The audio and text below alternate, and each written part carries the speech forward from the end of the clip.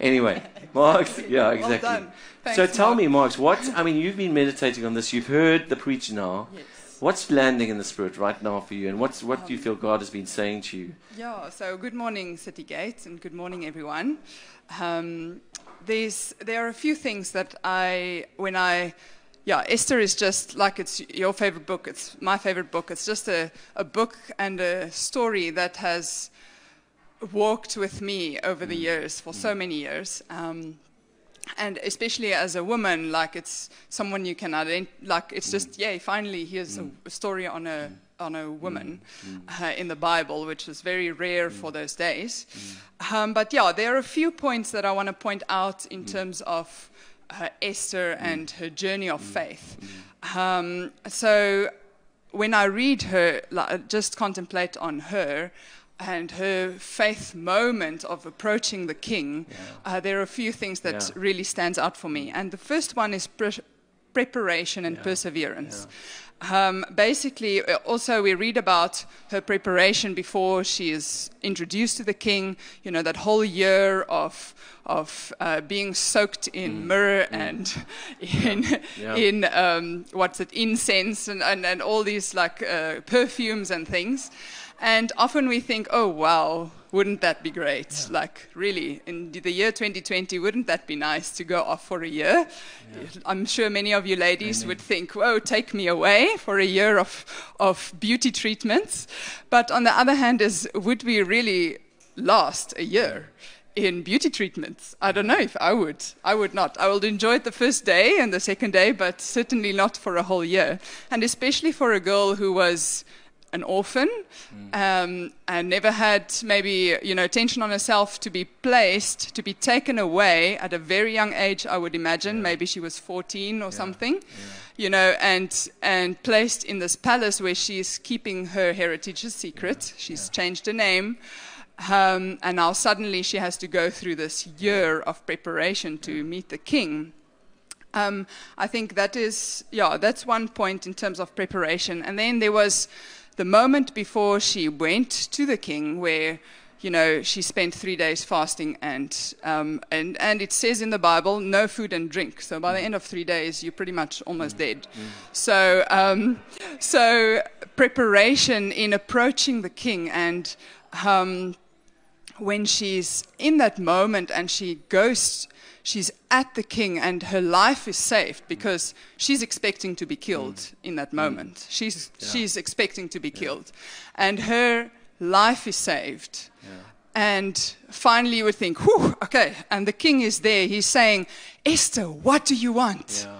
What is it? Why have you come? Yeah. And this is the moment we would think, oh, no, let me say it. But actually, no, she prepared a feast. Yeah. So she says, come and come to a feast that I have prepared. So there we see that is the preparation. And then we just see the king and Haman going to the banquet, and he again says, what is it? And she says, no, I prepare another banquet for you. So I think that preparation is key. And so the moment when she has this faith moment, it doesn't stand alone. It is basically, there's been preparation beforehand.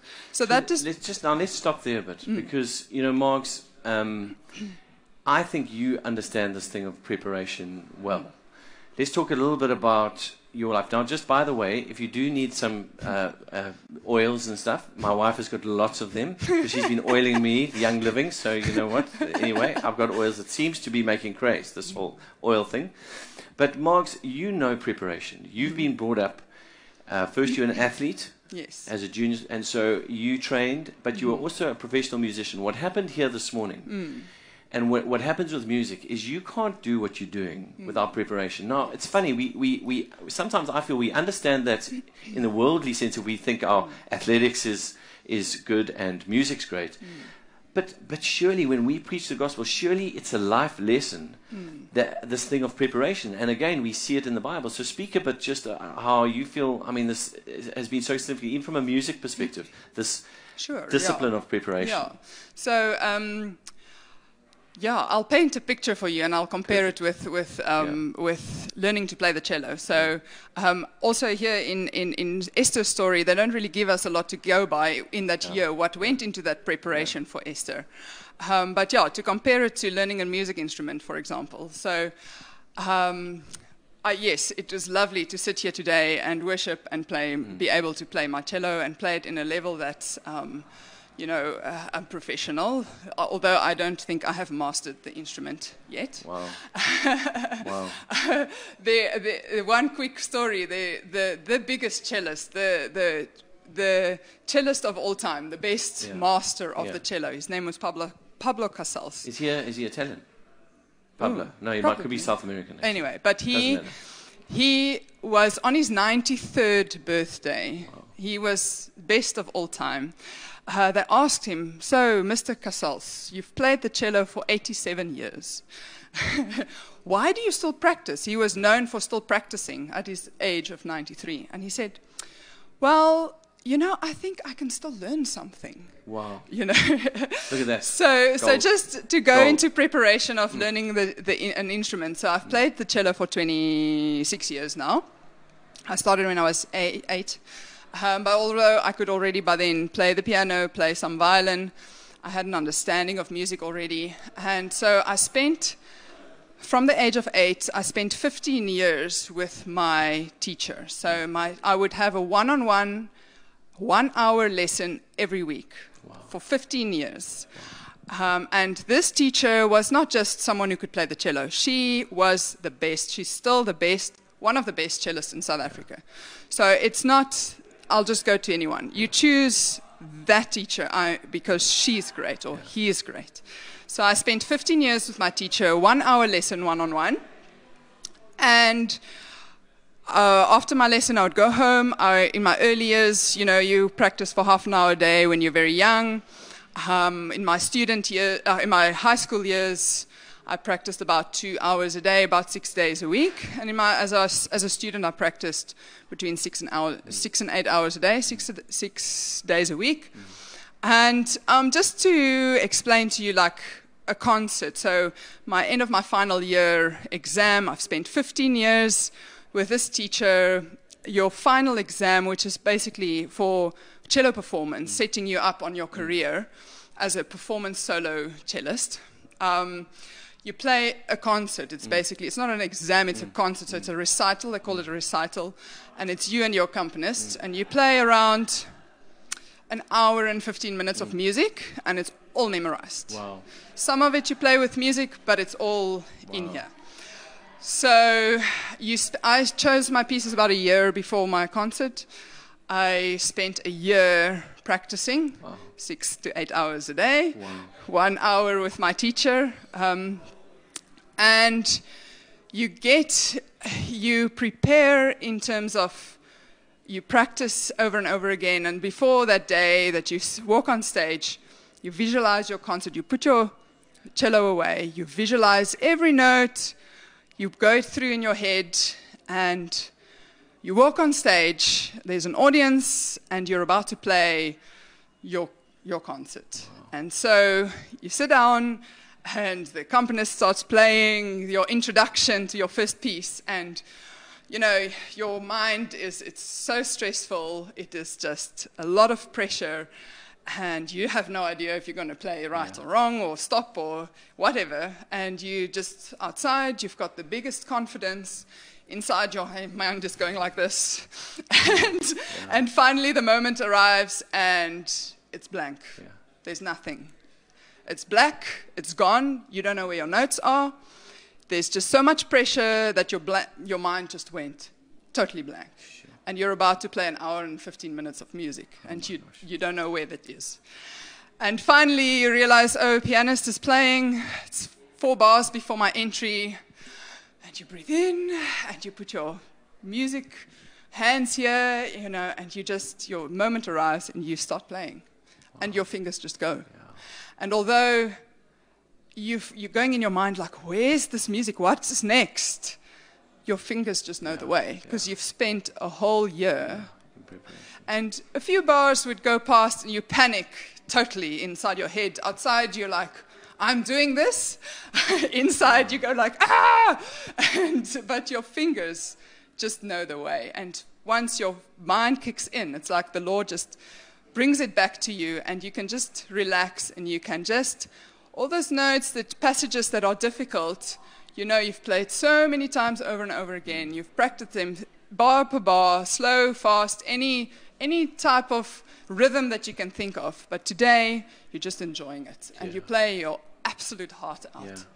And at the end of the day, like, you've gone through disappointments in the music. You didn't go through another round in a competition, or you made a mistake and you feel humiliated or whatever. But at the end of the day, the reward is massive. Wow. You stand up, you've completed some of the most difficult music that was ever written for your instrument, and you have put your heart out. And it doesn't matter, you played some notes out of tune, you made some mistakes, you had a memory lapse again, but your fingers knew where to go, and you just played your heart out, and you put everything in. Yeah, wow. And so just also something on rewards, like, you know, I've been through many years of disappointments, hardship, practicing until your fingers are bleeding, you know, like perseverance through a passage. And then, you know, your rewards at the end of the day is, you know, my cello took me places. I've traveled the world. I've been to China, Mexico, Mallorca, France, you know, and I haven't paid a cent of my own money. I was sponsored. I can sit here today. I can play whatever comes into my mind. And, you know, I met the Queen of Spain, Queen Sophia, wow. You know, and had a conversation with her, just because those are the rewards that come with years and years of sitting in a dark room alone with your instrument and focused and practice. That is, and perseverance. How's the story? Christoph, please get us some water there. Please get your wife some water. We're just getting rocked up here. I need some water as well. Christoph, can you bring us some water, please? Thank you. So Margs, but just I know you've got lots there, but this thing of preparation, I mean, now I think so just like Esther took a year for her big moment, I mean, you totally, I mean, she would have experienced all those things you're experiencing. But like I think also, I think of that scripture that says, don't worry about what to say when you're before the kings or queens, but God will give you the words. But that comes because of years and years in the quiet place. Absolutely. And I think that's something that we can take out of the story, is that, and out of your story, that it sounds beautiful after years and years in the quiet place. You know, thank you, Christoph, in preparation for that moment. And I think I was saying earlier, I mean, we are going to all have that day. I mean, I think. You know, I was saying to my kids with sport, I said, you do sport now, number one, to learn to master a gift, number two, to learn how to play with people and learn about, but also to enjoy playing with people. But even you playing your cello before the Queen of Spain, I mean, isn't that, the Bible says it says you will stand before kings and queens when you, and no doubt when you partner your cello with your spirit and your gift, you are ministering. Yeah. What are some of the other things you were feeling? Okay, so preparation, perseverance, then wisdom. Wisdom, I thought, you know, wisdom kind of ties in a little bit also with the preparation. So she went in that year of preparation. It says here in her story that, you know, you could have anything you could imagine, you could take into the king. Yeah. You could have anything. Now, this was a massive empire. They had luxury like you won't believe. Yeah. Like, I don't think we can imagine how rich this king and this That's empire true. was. And anything at their disposal, what they wanted to wear, they could take to the king. And yet she goes to the chief eunuch and she says, you know the king better. You know the king well. What does he like? Oh. What is he like? What shall I take that will please him, and not what I want to take there? So I think that was quite a beautiful moment for me. Then what jumped out, Marks, before you move on there, what jumped out to me, that also jumped out at me, and what I felt God say to me is that, first of all, I love that wisdom. I mean, that is just straight wisdom, but I also felt that actually what God was saying there is the most attractive thing to the world is Christ inside of us. Exactly, yeah. And actually we don't need to take things, we need to take Christ inside of us. And I felt that also popped. I thought Yes. she actually had Christ inside of her. Yes. And there was no ways the king was going to say no. Yes, amazing. And so then there's patience and God's timing. Yeah. So the first time she approaches the king and her life is saved, we talked about this. He tells her, but what is it that you want to say? What is it that you need? And she just knows, well, just, there, in my mind, I would go like, this is what I need. This is the moment I've approached the king. My life is saved. He's asking me directly, what do you want? This is the moment to say, but actually no. Wait. Yeah. God's timing. That's just so wait. And so they go to the banquet. And here the king is again. Tell me, Esther, anything you want. I will give it to you. Tell me. And she feels, wait. And I just think the story would have been so different if she said it, even at that first banquet. If she told the king right there, then Mordecai wouldn't have been honored. Yeah. He wouldn't have had that whole process. And Haggai, maybe she would have saved, maybe the Jews would have been saved, possibly. But Haman's plan wouldn't have been revealed, and Mordecai wouldn't have been, been honored. So it's this God's timing, and So good. and in that moment, I mean, she could have lost everything. The king could have said, no, you're not telling me, and not come again." No, so that was God's timing and waiting for the right moment. So that's around patience and God's timing. Marks, I'm getting goosebumps here. I mean, this is proper revelation, hey? I mean, just give me an amen there, Sam. Are you happy with what you're hearing? Did you get? I mean, I had a goosebump on that thing. I really did. I mean, that patience and waiting for the time, and I mean, it just really goes into again trusting Him and not ourselves. To lean into God. And it's so difficult for us. I mean, it's so difficult for us to take. We love to control things. And I mean, even this whole story is a story about Haman trying to control things. But actually, God, He has His ways. He was totally in control. Yeah, so then my last, I have a few, but there's one more. Teamwork. So Mordecai's dedication and support to Esther. He was there at the palace gates every day. He was asking about her, giving her messages. Yeah. He was there. He was always asking about her. He was just so dedicated. Yeah. And then you see when the Jews are going to be persecuted, their messages back and forth, and he ropes the whole Jewish, the Jews who could receive the message at the time, and he brings them all together and say, but let's fast and pray. Yeah. Esther is going to the king. We have to fast and pray. So she doesn't go to the king by herself and just me and myself, we fasted and prayed. No. Mordecai, the Jewish nation, are all supporting her in her faith moment as she approaches the king. So it's, I think that is just very beautiful.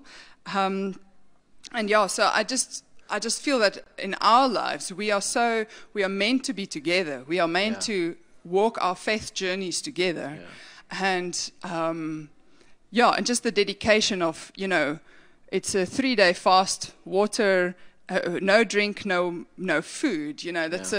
That's quite a hectic fast. Yeah. So it's just that dedication and togetherness and journeying together on a faith journey. And Marks, I mean, you can actually see here. You saw my highlights here. You are picking up, and that's why I say it's amazing how the Spirit moves. But I really felt it was a reminder to us. It's interesting in the story, and I kind of said it, that God's sovereign hand moved when they started fasting and praying. But I love how you bring that thing. It was together. And that's what we said. 1 puts 1,000, 2 puts 10,000. There's a multiplied effect that happens in the spiritual realm when we come together and fast. Which reminds me, Citygate, we are due for a fast. I know, 3 days. Shall we do a 3-day no drink and no... no drink. So the Esther fast, I think, and we can get some of our theologians like Vessel, but I think the Esther fast might be no water and no food, potentially. That is Well, that's what she did. Yeah, so no water, no food. You can only go for 3 days. You go for longer than 3 days, you'll have problems. I don't think we'll do that one. But I see Christoph might like to. But, yeah. Yeah, so, and then my last point is that the plans and the schemes of the wicked cannot stand and cannot succeed. It's just such a beautiful picture of how Mordecai is being honored and how the wicked is being totally destroyed. And how many years for Mordecai, perseverance for long time, and finally he is being honored and placed in the position. So that's beautiful. You know, it's interesting, Marks, and I said it, that whole acrostic thing. It's so fascinating. I mean, you must go and research this, guys. But in the chapters 5 and 7, the Hebrew way of spelling the Lord is spelt in acrostically backwards, and in those chapters, it's when the enemy is trying to get a head start and God's overruling, and in the chapters where God's hand is clearly in evidence and there's obedience to what he's doing, the Lord, in acrostic poem, is spelt forwards. I mean, it's an amazing thing.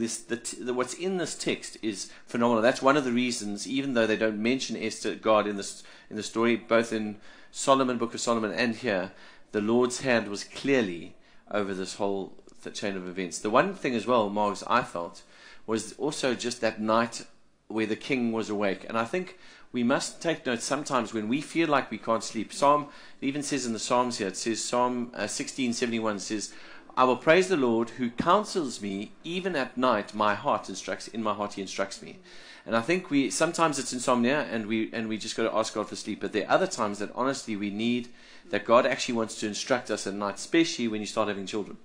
I mean, it's like you never have any time to yourself, so it's at night that we get instructed by God. What an amazing story. Anything else from your side? My last one. Please. So Mordecai, this is chapter 4, and he is in sackcloth, and Esther doesn't know what's happening, and she sends a messenger, and so Mordecai sends a message, this is what's going to happen, you have to do something. And she says, hey, but everyone knows I will be killed. And he sends a magic message back, and he says, do not think in your heart that you will escape in the king's palace any more than all the other Jews. So you might die now, but when the king finds out you're a Jew, he will kill you. 2 weeks later, probably. So if you remain completely silent at this time, relief and deliverance will arise for the Jews from another place. Think about that. It's not actually about Esther going to the king and saving the Jews. He's saying, well, God will save the Jews. It's his people. So whether you go or not, you won't. It doesn't actually matter. But don't you think that this is so cool that you get to be part of the story? So, and we love, like you said earlier, such a time as this, you were created, but I think and because she did, there's a book that is named after her in the Bible. So it's like God is going to build his kingdom, whether we're part of it or not. It doesn't matter. Actually, God is building his kingdom. But are we prepared to have our names written down in the chronicles of God's kingdom? I love that. Mark, I remember the moments, it's those times where God really speaks to you, you never forget where you were. And I remember a friend of mine saying something along those lines. He said, Mark, and I was like vacillating, and I was in that kind of double-minded state. He said, Mark, I just want to tell you, there's an amazing call of God over your life, but don't worry, if you don't stand up, God will raise somebody else. And I remember thinking, oh my gosh, I am standing up now. Like it so impacted me, because it's true. God doesn't need us. If we don't take the gap now, he'll find someone else. Jesus' kingdom's advancing. Yeah. Big one. So that's beautiful. Give me a fisty there, man. That was a hand. Okay, I think. Listen, that was amazing, Mark. What a great time. I hope you guys have enjoyed this. I thought it was electric. I really did. And that's what we're trusting for. We're trusting from 8:30 in the morning that we're praying and prophesying into some cracker worship, into some prophetic words and a preach and some teaching.